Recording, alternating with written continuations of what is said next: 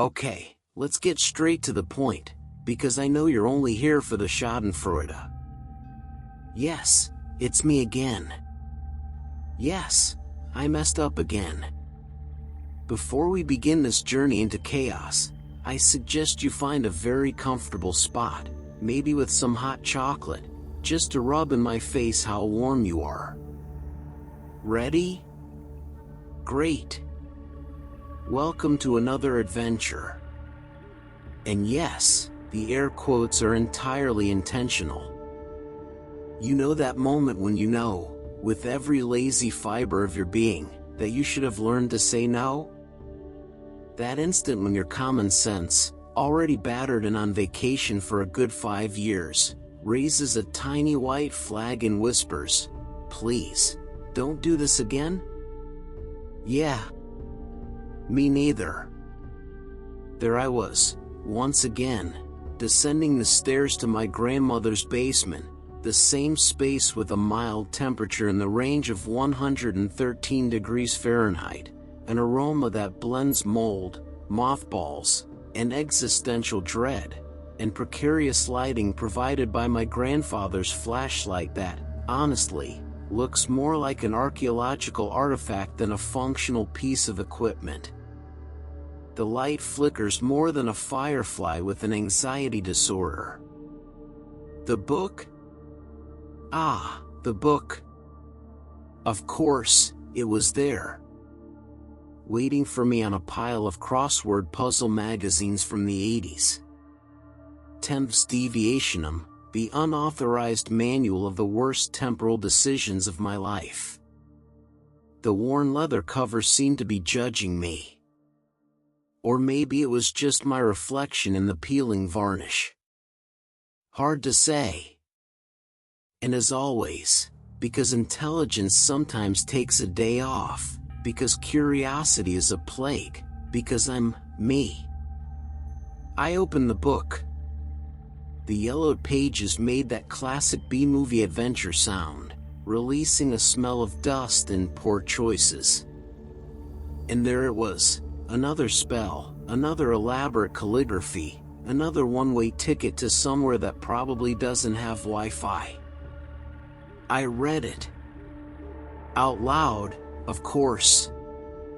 Because who needs good judgment when you have a sweatshirt with holes, braces that click with every syllable, and a brain that collects traumas from previous trips like they're rare trading cards?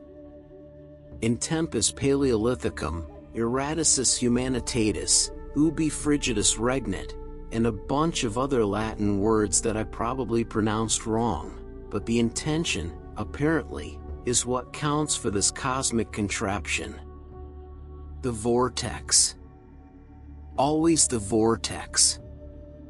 That feeling of being sucked down a universal sink drain. The sound of a laughing goat, which I swear I'll find the source of one day. And bam! Silence. Not the silence of the basement. That was a noisy silence, full of dust mites and memories of failed Christmas parties. This was real silence. Deep. Absolute. The kind of silence that makes your ears ring in protest. I opened my eyes. The air was the first thing that hit me. It was cold. Painful. Pure.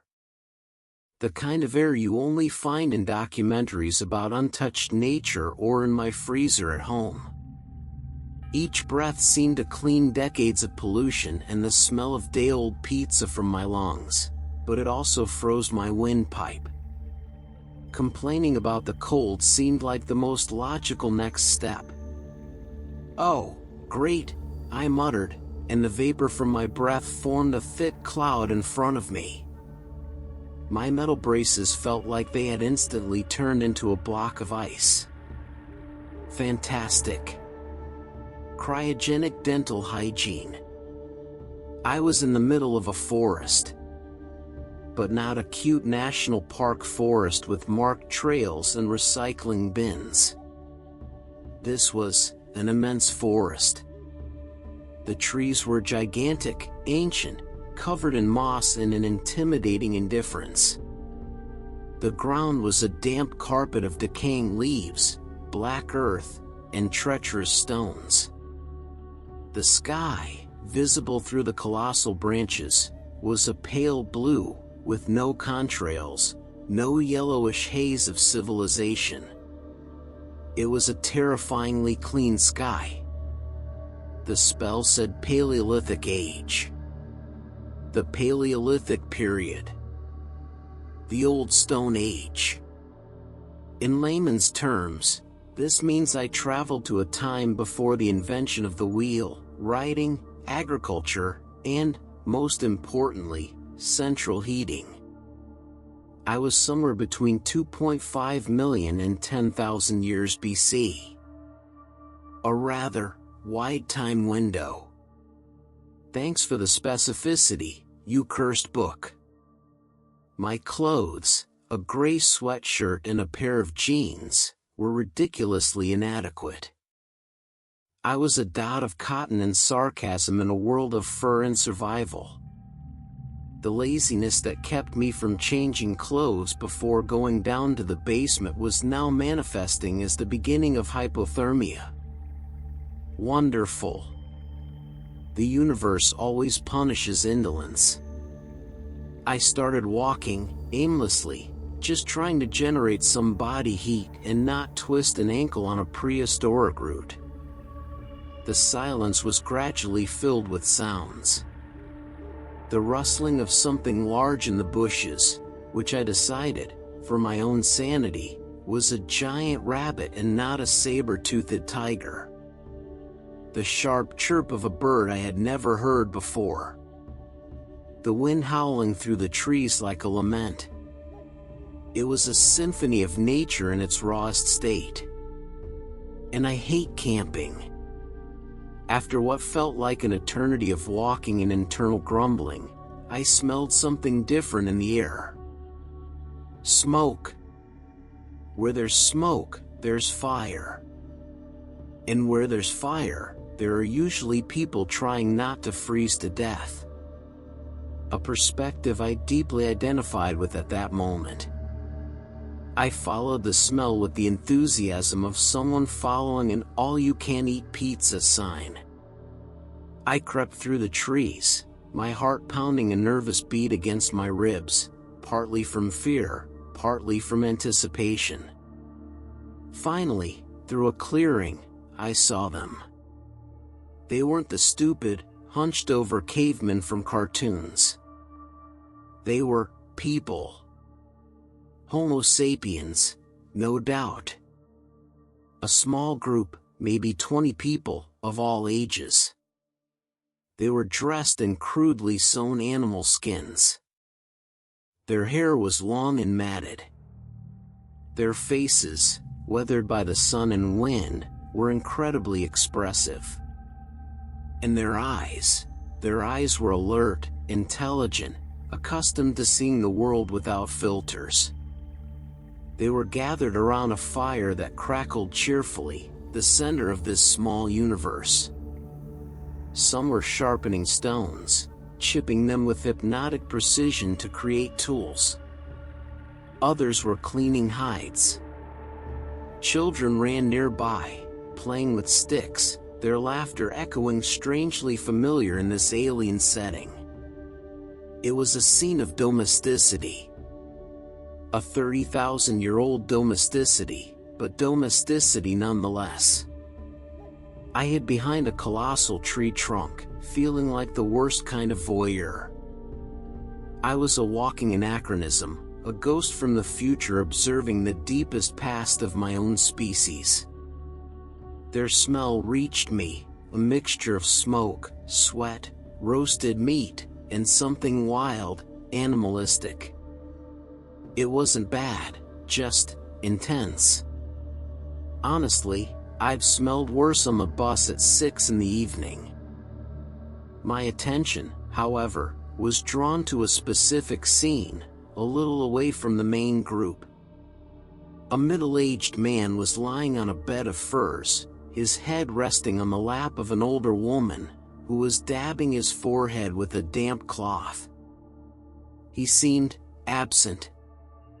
A vacant gaze, an immobile body. Another man, who seemed to have some authority, perhaps an elder or a shaman, judging by his necklaces of teeth and bones, was crouched beside him, examining his head with absolute concentration. I moved a little closer, with the subtlety of an elephant in a china shop. Fortunately, they were too focused to notice a red-headed nerd shivering from the cold at the edge of their camp. And then I saw it. On the side of the reclining man's head, which was crudely shaved, there was a wound. But it wasn't just any wound. It was geometric. A nearly perfect circle in the bone of the skull. The edges were strangely clean, and most shocking of all, the bone around the opening showed clear signs of healing. Of growth. My brain, the history-addicted nerd, jolted, ignoring the cold and fear for a moment. I knew what it was. I had read about it in dozens of books and articles. Trepanning. Brain surgery. There, in front of me, was living proof of one of the oldest and most astonishing medical procedures in human history. A man who had a hole drilled in his skull with stone tools and, judging by the bone healing, survived for a good while afterward. Oh, but of course, I whispered to myself, an ironic smile freezing on my face. Why would I travel to see the invention of the wheel or the first baked bread? No, I have to land face first in the era of do-it-yourself neurosurgery. The elder took a dark paste from a stone bowl and began to apply it carefully to the wound. Probably a mixture of herbs with antiseptic or analgesic properties. They didn't know about germs, they didn't know about bacteria, but thousands of years of observation had taught them what worked. Cause and effect in its purest form. I watched the scene, fascinated and horrified. We think we're the pinnacle of evolution with our sterilized hospitals, general anesthesia, and surgical robots. And here they were, in the middle of nowhere, under conditions that would make any modern doctor have a nervous breakdown, performing a procedure that is still considered high risk today. And the patient survived. Apparently, the survival rate for prehistoric trepanning was surprisingly high, judging by the healed skulls found all over the world. Why did they do it? The most accepted theory is that it was to relieve intracranial pressure caused by skull fractures, a fairly common workplace accident when your job involves hunting bison with a wooden spear. Another theory suggests the relief of migraines or neurological disorders like epilepsy. And, of course, there was always the spiritual reason, to release evil spirits that were causing the illness. Looking at the elder's careful ritual, the woman's attention, the way the rest of the group kept a respectful distance, I suspected it was a mixture of all of the above. Medicine, faith, and desperation, the three pillars of healing since the first hominid hit his head on a rock. As I pondered the irony that humanity's first specialized surgery wasn't on the heart or the appendix, but directly on the brain, the center of consciousness, the elder finished his work. He muttered something in a guttural, melodic language, placed his hand on the patient's head for a moment, and then stood up, joining the others around the fire.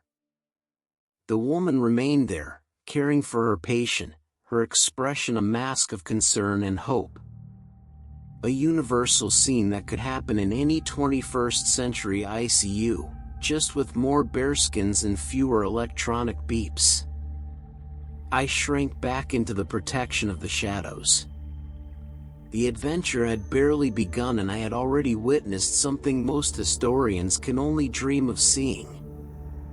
I felt a shiver, and this time, it wasn't just from the cold. It was the weight of time. The weight of being so far from home, observing the roots of our own resilience, our ingenuity, and our eternal battle against pain. And, of course, the realization that, no matter the era, a hole in the head never seems like a good idea. I remained crouched, the cold of the damp earth seeping through the soles of my sneakers and up my spine like an icy reprimand. The discomfort is a constant, a background noise to the spectacle unfolding before me. My stomach, in turn, has decided to join the conversation with a growl that, in the quiet of this place, sounded as subtle as an avalanche.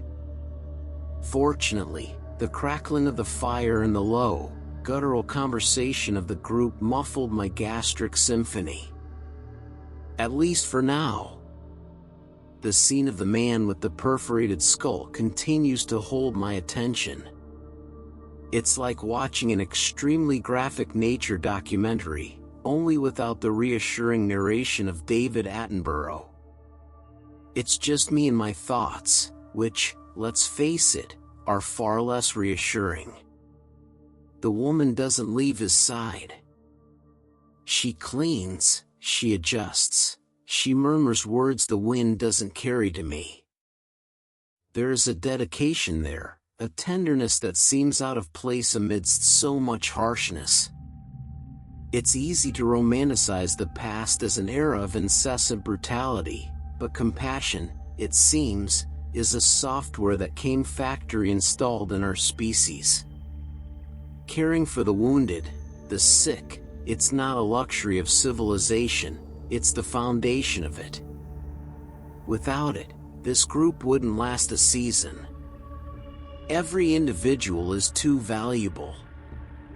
One more mouth to feed, yes, but also one more pair of hands to hunt, gather, defend.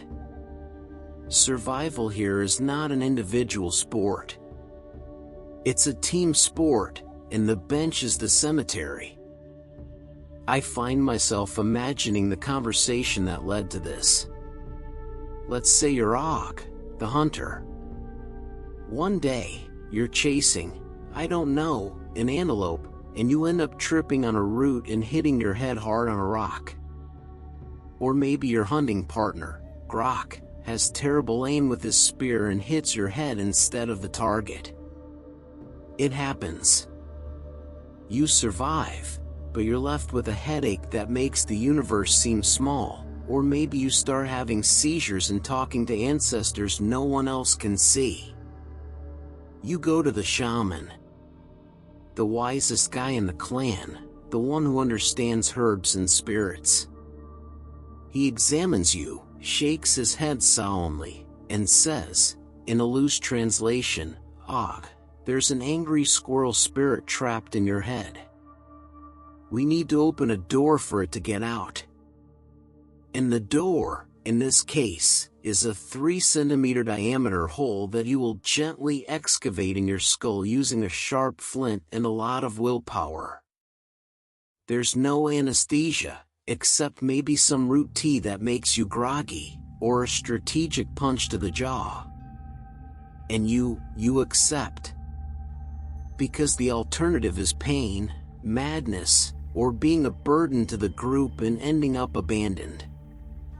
Between a slow death and a high-risk brain surgery with Stone Age tools, the choice is, surprisingly, logical. The most impressive thing is the skill. This is not a random act of violence. Making a hole in someone's skull without killing them instantly requires surprising anatomical knowledge. They needed to know where to drill, avoiding major arteries and venous sinuses. How did they learn? Trial and error, probably. A career with a very steep, and for the first patients, fatal learning curve. Sorry, Og. Next time, I'll try a little more to the left. Bring in Gork. And it wasn't an isolated event. Archaeology is full of skulls like that man's. Some with multiple holes, made at different times in the individual's life, all healed. This suggests it wasn't just a desperate last resort. It was an established procedure. Maybe even a status symbol. Look at Ola. She has 3 holes in her head. She can talk to the spirits of the great bears. Who knows? Maybe it was the Paleolithic version of a postgraduate degree in mysticism. As I reflect on the wonders of prehistoric medicine, the smell of roasted meat intensifies. They are cooking a generous piece of some animal over the embers. The smoke rises, carrying an aroma that sends my salivary glands into a panic. It's a rich, wild, greasy smell. My body, fueled by cereal bars and bland sandwiches, cries out for that ancestral protein. I feel a pang of envy so strong I almost forget the cold. They eat better than I do. No preservatives, no hormones, no plastic packaging.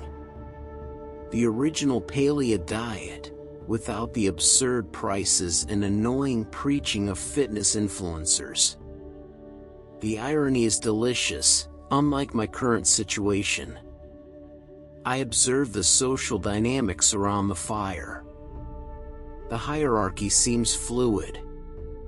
The hunter who perhaps brought the meat gets a nod of approval, but the food is shared. The women are the operational center of the camp. They control the fire, prepare the food, care for the children, sew the hides with bone needles.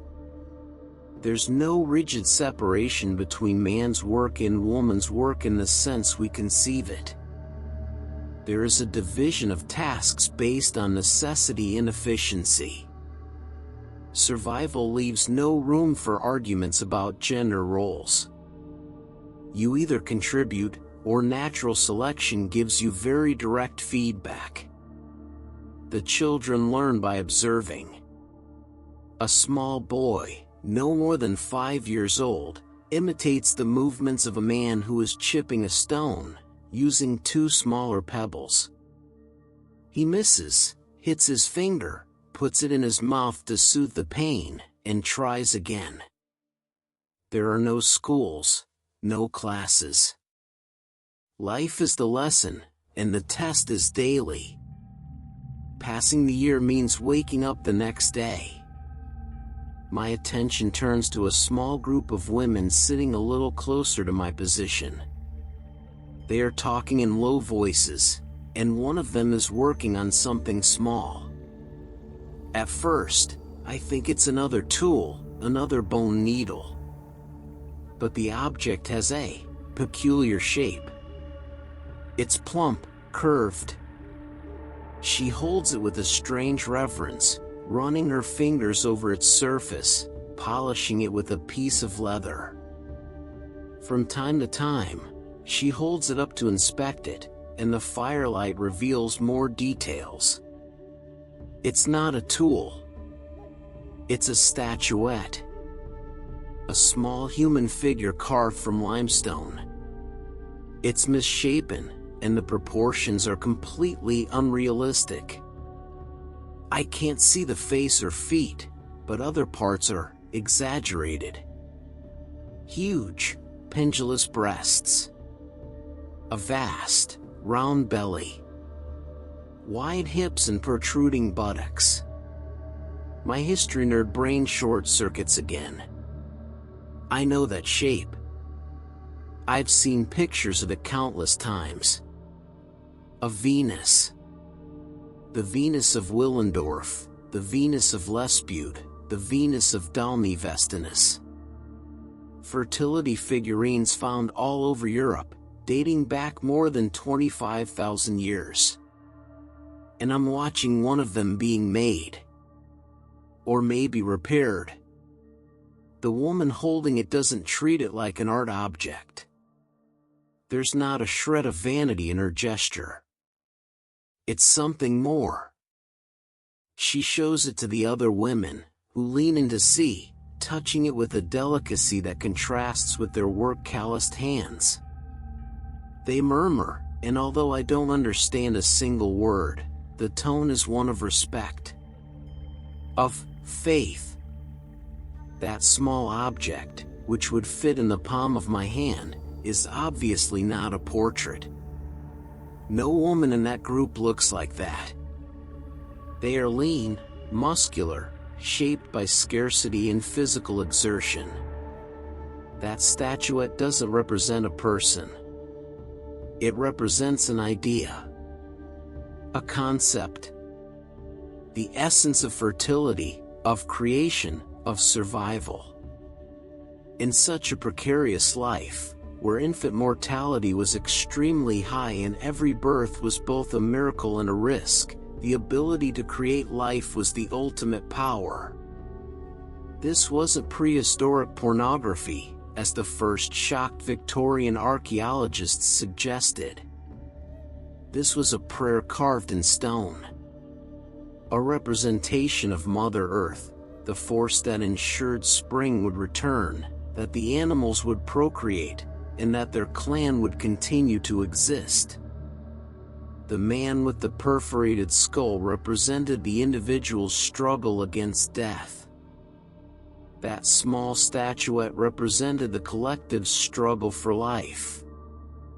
Medicine and religion, science and spirituality, born from the same source of uncertainty and hope, there, side by side, around the same fire. I shrink even further into the darkness, suddenly feeling small and insignificant. My brain is full of facts, dates, theories. But they have wisdom. A wisdom etched in their bones, in their instinct, in their community. And I am just a cold and hungry witness, watching the foundations of the world being built, one chipped stone, one perforated skull, and one statuette at a time. The small limestone figurine continues to be the center of attention in that circle of women. I, from my privileged and freezing position behind a tree that is probably older than all the religions I know, watch the scene with a mixture of academic fascination and a very personal discomfort. The object itself is almost comically disproportionate. There is no face. The head is just a textured globe, perhaps representing an elaborate hairstyle or a ritual headdress. There are no feet. The figurine ends in tapering legs, as if it were meant to be stuck in the ground or held in the hand, not to stand on its own.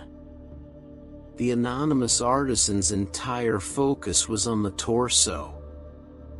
Breasts that are almost spheres, a prominent belly that could be from pregnancy or simply from fat, a sign of wealth and health in a world where hunger was a constant neighbor, and a clearly demarcated vulva. It is the antithesis of everything my era defines as beautiful. There is no thinness, no muscle definition, no facial symmetry. It is a body made for function, not for aesthetic admiration in the modern sense. And the function is the most powerful of all: to create, to survive, to continue. In a world where every day is a battle against cold, hunger, and predators, where an infection from a scratch could be a death sentence, fertility was not just a blessing, it was the only long-term strategy. It was the immortality of the group. That small stone was not an idol of beauty, it was a spiritual insurance policy.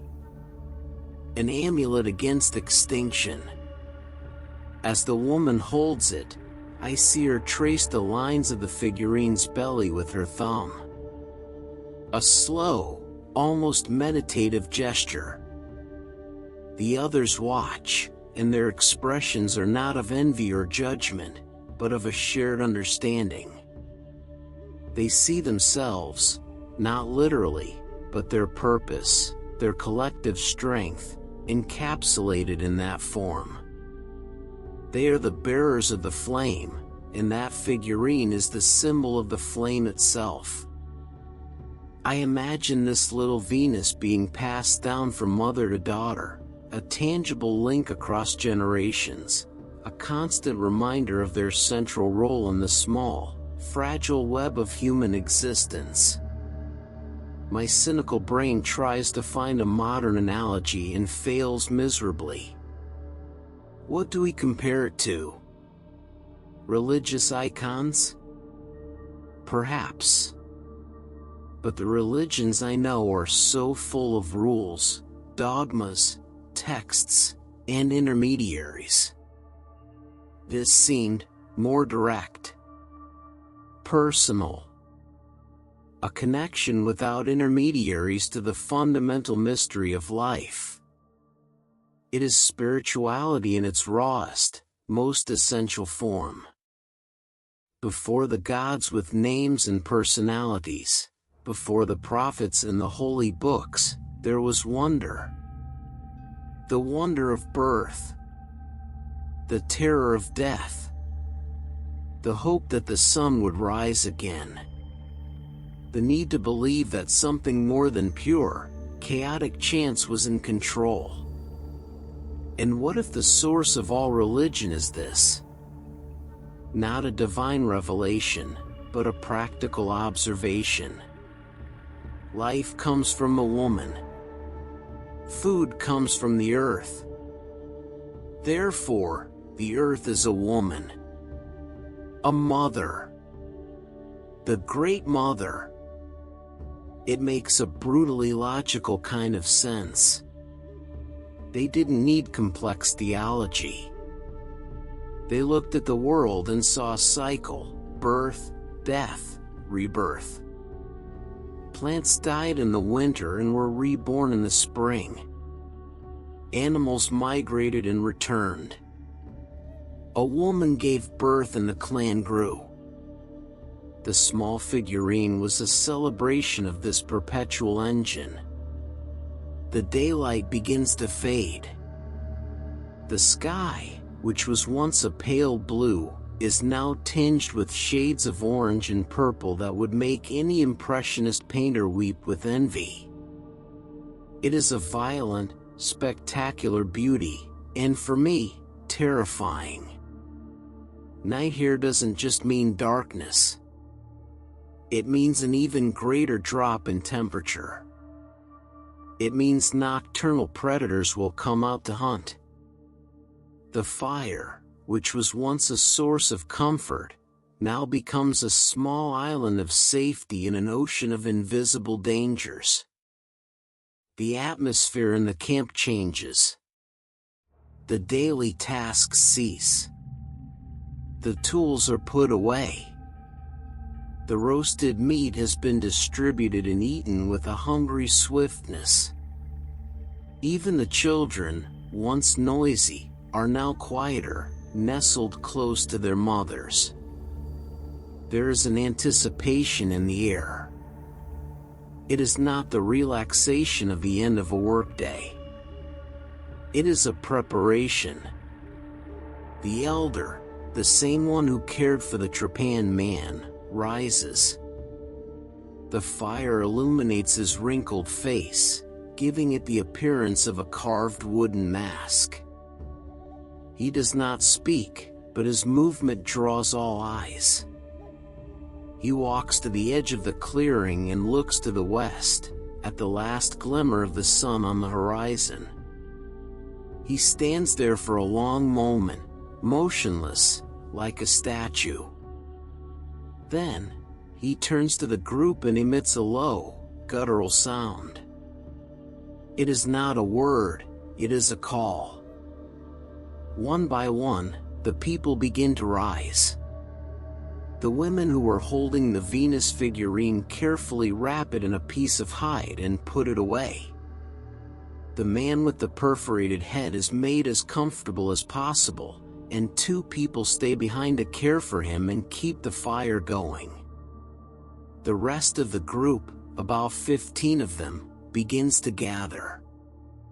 They pick up spears, not for hunting, but perhaps for defense. Some grab torches, bundles of dry branches tied with vines. My curious nerd heart begins to beat faster, in direct conflict with my lazy, cold body. What is happening? Where are they going in the middle of the night? A part of me, the sensible part, screams for me to stay exactly where I am. Hidden. Relatively safe. Wait for dawn. The other part, the one that got me into this mess in the first place, is dying to know. This is the kind of behavior you don't find in textbooks. This is living history, happening right in front of me. The chance to witness a nocturnal ritual, a migration, whatever it is, it's irresistible. Ah, to hell with it, I mutter to the tree bark, the vapor of my breath rising like a sigh of resignation. I'm already freezing anyway. A little more suffering for a good story seems like a fair trade. Typical Ned logic. The pain is temporary, but the bragging rights, even if only to myself, are forever. The group begins to move, in single file, led by the elder. They enter the dark forest with a confidence I certainly do not possess. The sound of their footsteps is muffled by the carpet of leaves. The glow of their torches dances among the trees, creating long, ghostly shadows that move like living creatures. I wait until they are a safe distance away and start to follow them. Moving silently is not my forte. Every twig that snaps under my sneaker sounds like a gunshot in the night's silence. Every time my jeans brush against the bush seems to announce my presence to the entire Pleistocene ecosystem.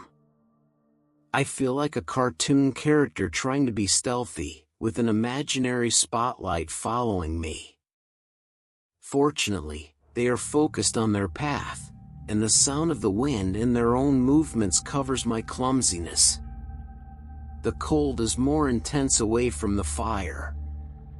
My teeth chatter, and my metal braces feel like an ice conductor, transmitting the cold directly to my jaw.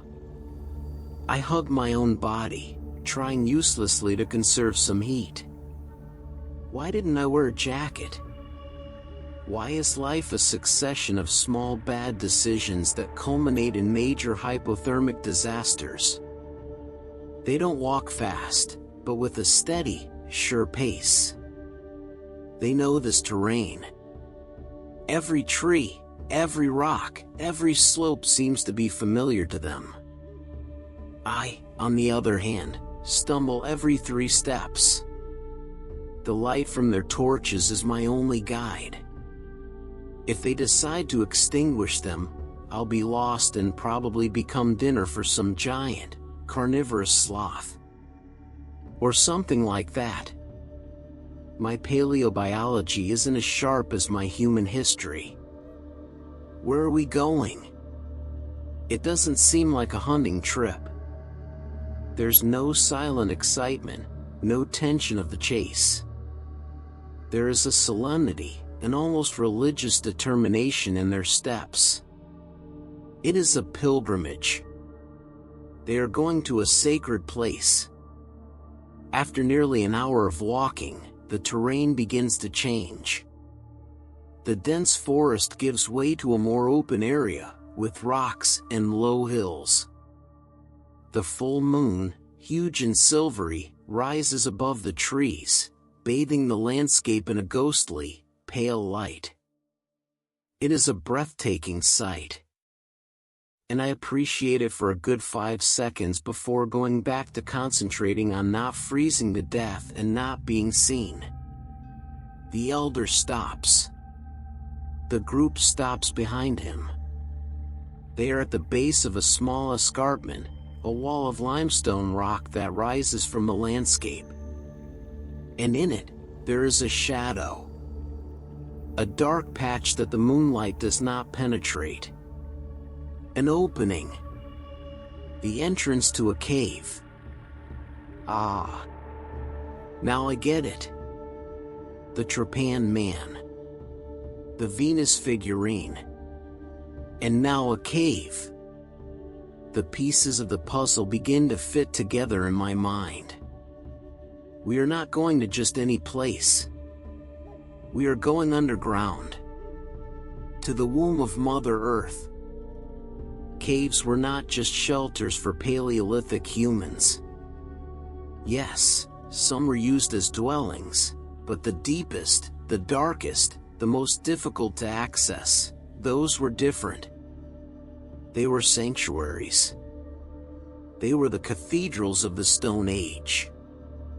Places where the surface world, the world of daily life, was left behind, and one entered into contact with another realm. The world of spirits. The elder, who I am now sure is a shaman, approaches the cave entrance. He raises his torch and chants something in his melodic language. It sounds like a greeting, or a request for permission. He then turns to the group and makes a gesture. They extinguish most of the torches, leaving only 2 lit, one with the shaman and another with a man at the end of the line. The darkness becomes denser, more intimidating. One by one, they enter the mouth of the cave, disappearing into the darkness. My heart is in my throat. Going in there is a bad, terrible, catastrophic idea. Caves have collapses. They have hibernating cave bears. They have toxic gases. They have total darkness. Everything in my apartment dwelling biology screams for me to turn around and run. But curiosity, curiosity is a force more powerful than fear. What's inside? What are they going to do?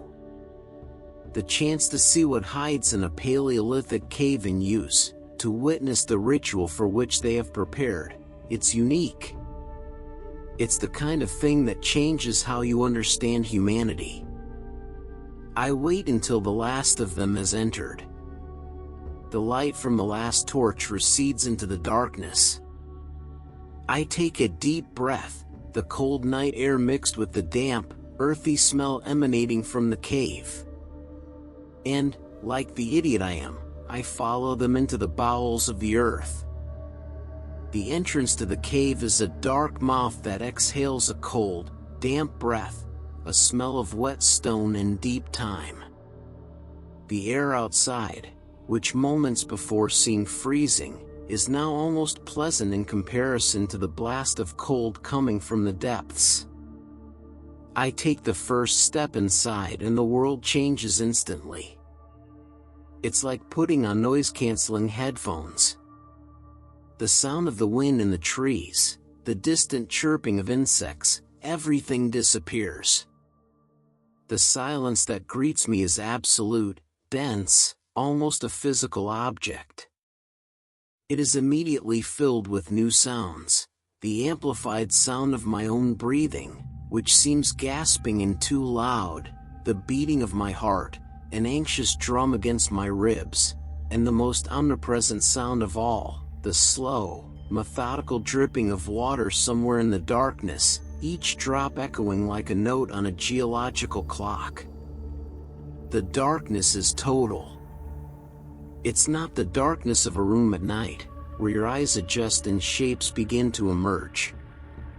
It is a primordial darkness, the complete absence of photons. If it weren't for the flickering light of the torch from the last man in line, which casts dancing, elongated shadows on the walls, I would be functionally blind. I feel a wave of claustrophobia, the sudden awareness of the unimaginable mass of rock and earth above my head. It's a psychological weight, the feeling of being swallowed. "Excellent decision, Ned," I mutter to myself, my voice sounding muffled and strange. Trading a musty-smelling basement for a potential tomb. A real upgrade in your high-risk real estate portfolio. The group in front of me moves with a disconcerting familiarity. For them, this is not an incursion into alien territory. It is a return. The cave is not an obstacle, it is the path. The shaman in the lead occasionally clacks two stones together. The sharp, cracking sound reverberates through the passages, mapping the invisible space, testing the acoustics of the approaching chambers. It is a Paleolithic sonar, a way of seeing with sound. I follow them at what I consider a safe distance, which means I'm close enough not to get lost in the eternal darkness, but far enough that, hopefully, they won't notice the sound of my rubber-soled sneakers, so different from the muffled tread of their fur boots. The floor is a nightmare, uneven, covered with loose stones and slippery mud puddles. Every step is a careful negotiation against gravity and the humiliation of a fall. The initial passage is relatively wide, like a corridor carved by an ancient river. The walls are smooth in some spots, polished by eons of flowing water. In others, they are rough, covered with calcite concretions that sparkle like raw diamonds in the torchlight. I see the first formations, small stalactites, like ice teeth, hanging from the ceiling, and squat stalagmites growing from the floor, as if the earth were striving to meet the sky. The process is unimaginably slow. Each inch represents centuries of patient dripping. I am walking down a hallway that took longer to decorate than the entire history of human civilization. The realization is dizzying. It makes my own problems, the cold, the fear, the braces that are starting to hurt my gums, seem absurdly trivial. But only for a second. Then I go back to feeling cold and worrying about my gums. The path begins to narrow. The wide passage becomes a tight tunnel. The ceiling lowers, forcing us to bend over. The group in front of me doesn't hesitate. They duck, moving with the fluidity of those who have done this hundreds of times. I, with my lanky height and lack of flexibility, feel like I'm trying to get into a dollhouse. I scrape my shoulder on the rocky wall and a shiver runs through my body. The rock is ice cold and damp, leaving a clay smudge on my sleeve. And then, we reach what speleologists call a squeeze. The passage becomes so narrow it's impossible to walk hunched over. You have to crawl. The shaman lies on his side and slides into the dark crevice like a snake. The others follow him without a word. My panic, which had been under control, returns with full force. Oh, no. No way. This is my cue. I think about turning back. But to where? Going back alone through that dark labyrinth is just as scary as continuing. At least ahead there is light and people. Resigned to my fate of comedic suffering, I lie down in the cold mud, feeling the dampness instantly soak through my sweatshirt, and I begin to drag myself forward. The space is suffocating. The rock presses against my back and my chest. I have to turn my head to the side to move forward. The smell of wet earth and stone is overwhelming. The only sound is my own ragged breathing and the scraping of my clothes against the rock. For a terrifying moment, I think I'm going to get stuck. I imagine my skeleton being found 30,000 years from now by archaeologists, an anachronistic anomaly with amalgam fillings and a polyester sweatshirt. The headline would be, "World's Laziest Paleolithic Man Discovered, Died Trying to Avoid a Little Exercise." The posthumous humiliation gives me the necessary push to keep wriggling. After what feels like an eternity of humiliating contortions, the passage opens up again. I manage to stand up, trembling, covered in mud, with my dignity in tatters. The group is already on their feet, waiting patiently, as if crawling through cracks in the earth were the most normal thing in the world. For them, it probably is. Maybe this is the first filter. The unworthy, the fearful, do not pass. It is a physical test that serves a spiritual purpose. You must humble yourself, become small, to enter the sacred space. You must leave your ego at the door, or rather, at the squeeze. We continue our journey, now descending ever deeper. The slope is steep, and in some places, we have to lean on the walls to keep from slipping. We arrive at the edge of an abyss. A black hole in the cave floor that opens up to, who knows where. The torchlight doesn't reach the bottom. The shaman is unfazed. He guides us along a narrow ledge on the side wall of the chamber, a path perhaps 12 inches wide, with the infinite darkness to our right.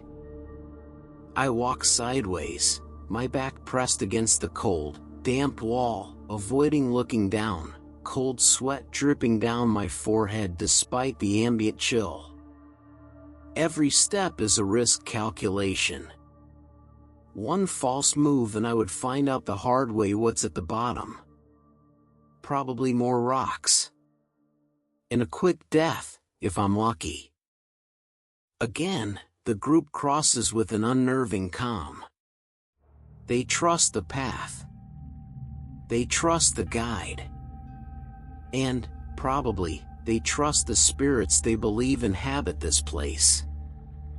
I trust only in the fact that the friction between the sole of my sneaker and the limestone rock is enough to keep me alive. It's a much less poetic faith. After crossing the abyss, the character of the cave changes again.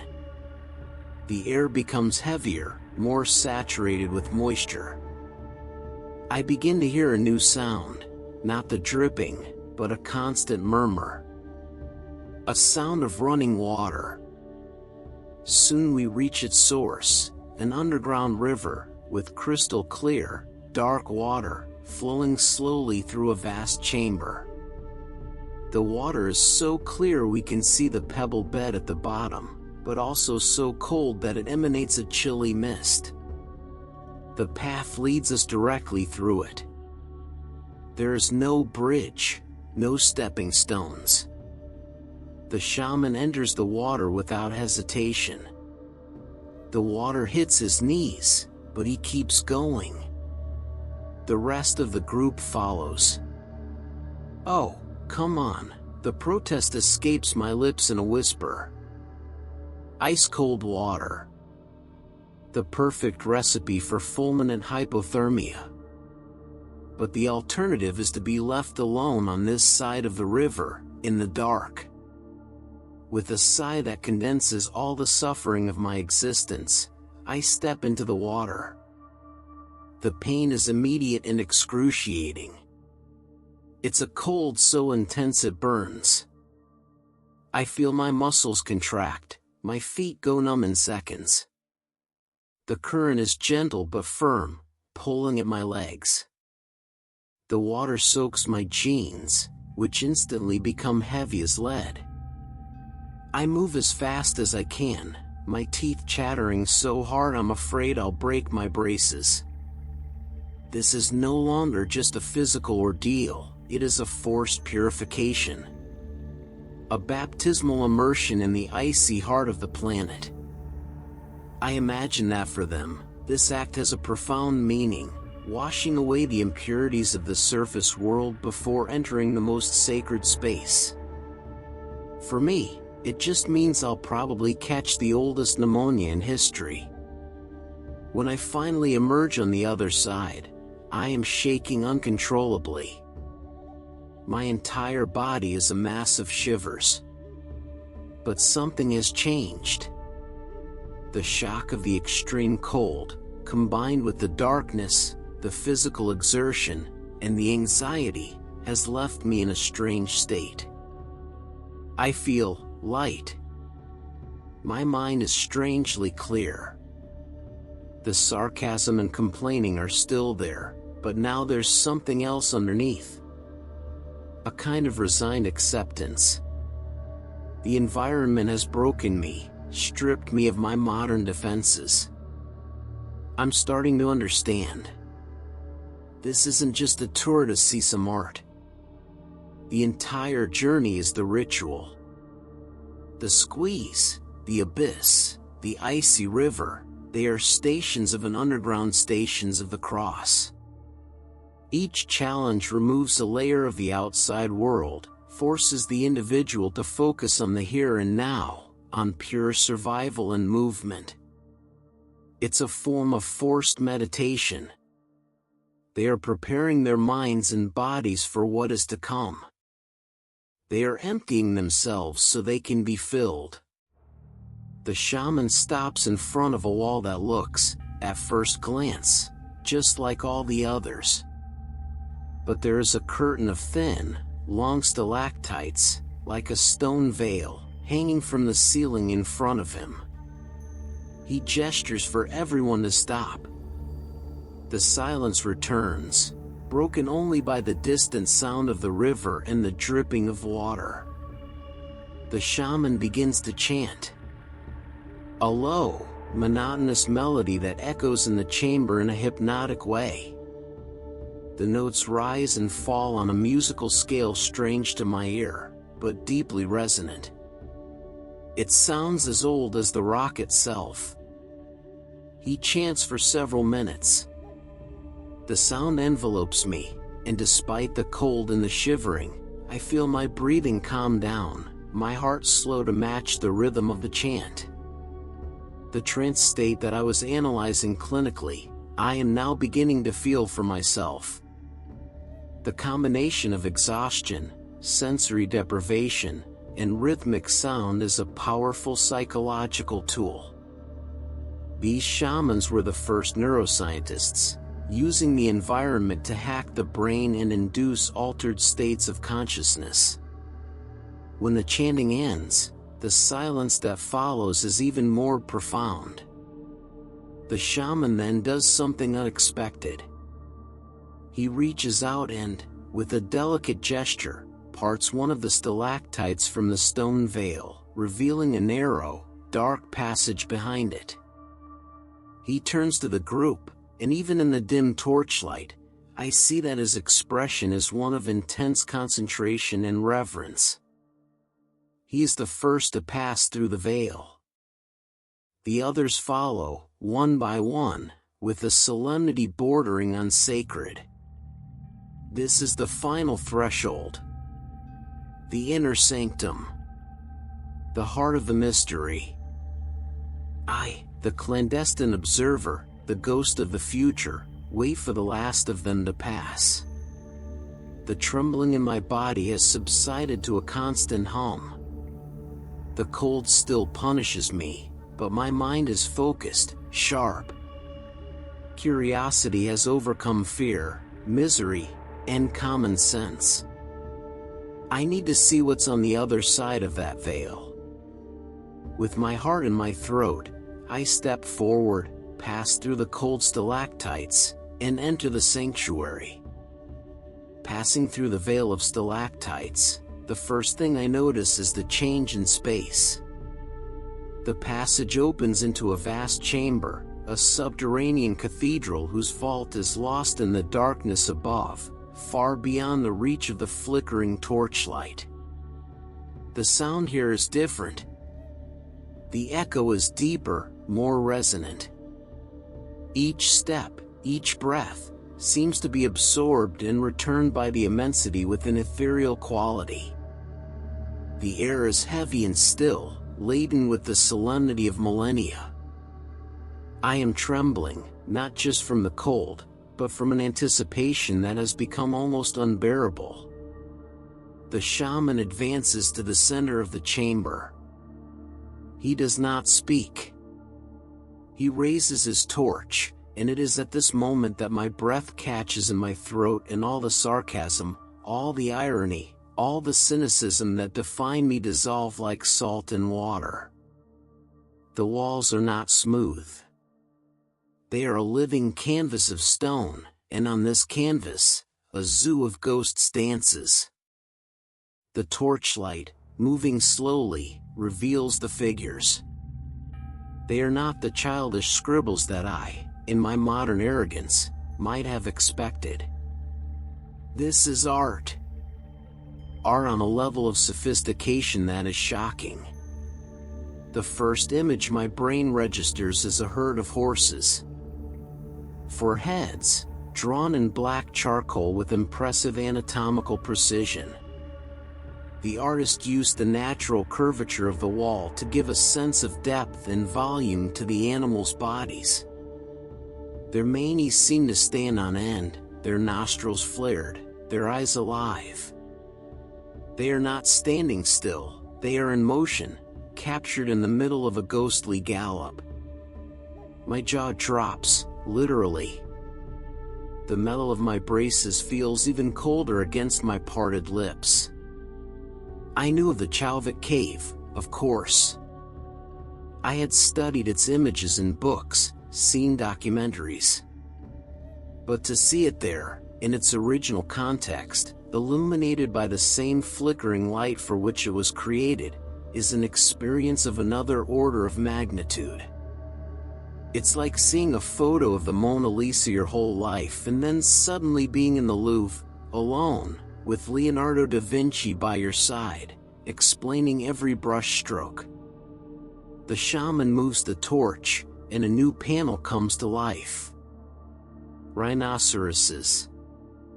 Dozens of them, overlapping, confronting each other. The lines are strong, almost aggressive. The artist used a smudging technique to create shadow and perspective, something that European painters would only rediscover in perfect 34,000 years later. On one of the rhinos, the artist drew 8 legs, overlapping them slightly. It's not a mistake. It is a deliberate attempt to represent movement, a primordial animation, the animal running across the stone. And the lions. A pride of cave lions. Different from their African cousins of today, these have no manes. They are in a hunting stance. Tense muscles, low heads, eyes focused on an unseen prey off panel. The intensity of the scene is palpable. The silence of the cave seems to be filled with the silent tension of the hunt. The artist didn't just paint an animal, he painted the animal's behavior, its essence, its spirit. The group spreads out in the chamber, but not randomly. Each person seems to go to a specific spot, an animal or a panel that has personal meaning for them. They do not speak. They just watch, their faces illuminated by the fire reflecting a deep reverence. Some reach out, but they do not touch the wall. They stop inches away, as if feeling an energy emanating from the rock, a sacred force field. I, on the other hand, approach a section of the wall, forgetting my disguise, the cold, everything. I want to see the technique. The artist had prepared the surface, scraping away the brown layer of the rock to reveal a lighter background before drawing with charcoal. It's a canvas preparation, a deliberate act. In some places, he didn't draw, but engraved the rock with a sharp flint, creating thin white lines that contrast with the dark. It's a mixed media technique. As I watch, the shaman begins his ritual. He positions himself in front of a magnificent panel, dominated by bison and a strange being, half human, half animal, what archaeologists would call the sorcerer. He begins to chant again, the same monotonous, hypnotic chant as before, but this time with more force. The notes echo through the chamber, and the acoustics of the place make the sound seem to come from everywhere at once, from the rock itself. He begins to dance. It is not a dance of celebration, but a slow, rhythmic movement that imitates the animals on the walls. He becomes the horse, the bison, the lion. His shadow, cast by the torch, grows and shrinks on the wall, dancing with the painted figures, merging with them. And in the flickering, unstable light, the paintings seem to move. The effect is hallucinatory. The horses seem to gallop. The lions seem to breathe. The cave wall ceases to be a static surface and becomes a membrane, a thin veil between the physical world and the world of spirits. Now I understand with a chilling clarity. This is not an art gallery. It's a machine. A traveling machine. A portal. The theory of shamanism in rock art makes perfect sense here. The shaman doesn't come here to see the spirits. He comes here to become one of them. In the darkness, in the silence, induced by fasting, by the exhaustion of the journey, by chanting and dancing, he enters a trance. The cave wall is the boundary. He crosses it in his vision, enters the spiritual world that exists behind it, and there, he interacts with the animal spirits, bargaining, learning, fighting for power, for healing, for luck in the hunt for his people. And when he returns, he paints what he saw. The painting is not a representation, it is a residue. It is the proof of his journey. It is a photograph from another universe, taken with charcoal and ochre. The other members of the group participate in the ritual more passively. Some sway gently to the rhythm of the chanting. Others close their eyes, perhaps traveling in their own minds, guided by the shaman. They are recharging their spiritual batteries, reaffirming their connection to the cosmos, to the forces that govern their existence. They are reminding themselves that they are not alone, that they are part of something much larger. And I am devastated. My 21st century brain, with all its science, its logic, its empirical knowledge, has no tools to fully process what I am witnessing. I feel like an atheist who stumbled into the Garden of Eden and found God having tea with the Archangel Gabriel. My entire framework of reality is shaken. These men and women, whom I arrogantly saw as primitive, possess a spiritual depth and an artistic sophistication that rival anything my own era has produced. They live in an enchanted world, a world where every rock and every animal has a soul. I live in a disenchanted world, a world of atoms and voids. And for the first time in my life, I feel a pang of envy for them. The ritual reaches its climax. The shaman's chant becomes a powerful cry that echoes throughout the cave, a sound that seems to shake the very foundations of the stone. And then, silence. A deep, heavy silence, full of what has just happened. Slowly, the group begins to pull themselves together. The shaman is panting, covered in sweat despite the cold. He looks exhausted, but his eyes shine with an intense light. The ceremony is over. They begin to prepare for the long, arduous journey back to the surface world. This is my chance.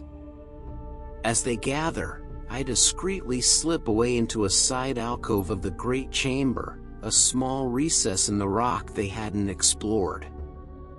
My historian's curiosity compels me. Perhaps the artist's studio? The torchlight from a passing group member briefly illuminates the inside of the alcove.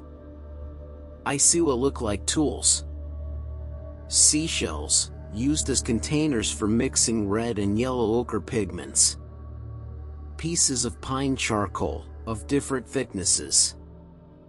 Stone lamps, small bowls with a hole for a moss wick, which would have been filled with animal fat to provide light. It's an intimate glimpse into the creative process. And then, I see it. On a small stone ledge, next to a shelf full of red ochre powder, rests an object that does not belong in this place. An object that does not belong to this era. It is rectangular, dark, covered in worn leather.